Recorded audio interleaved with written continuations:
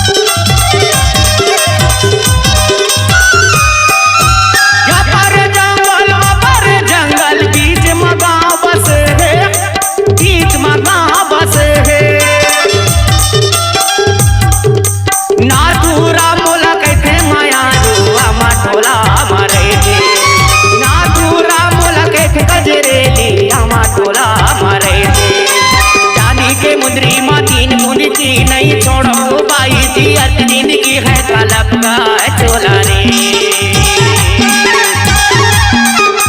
चांदी के मुंदरी माँ तीन मुंदी की नहीं छोड़ो बाई दी जिंदगी है काला चोला। टोला मझोली मुर्गा दीवानी घूमेला आया बेरे।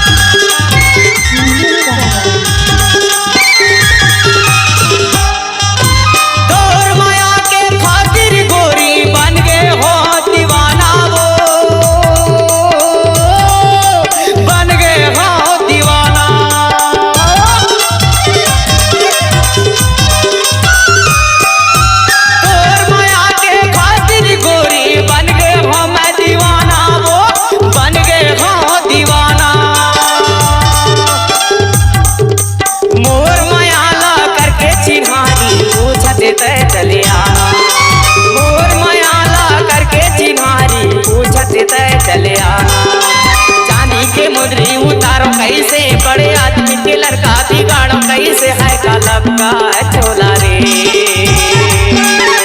चांदी के मुंदरी उतारो कैसे बड़े आदमी के लड़की बिगाड़ो कैसे है काला चोला रे।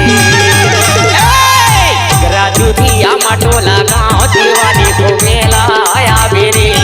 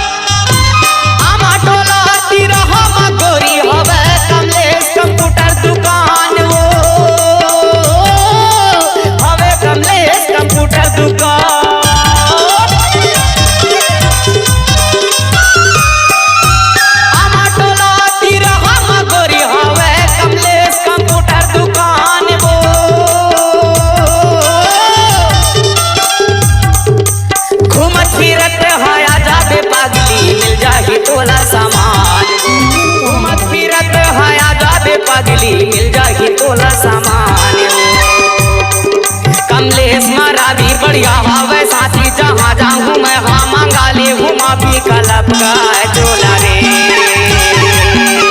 कमलेश मारा भी बढ़िया हवे साथी जहाँ जाऊँ मैं हाँ मांगा ले हूँ माफी कलब का टिकरा दूधी माचोली मुर्गा दीवानी बैठेला आया मेरे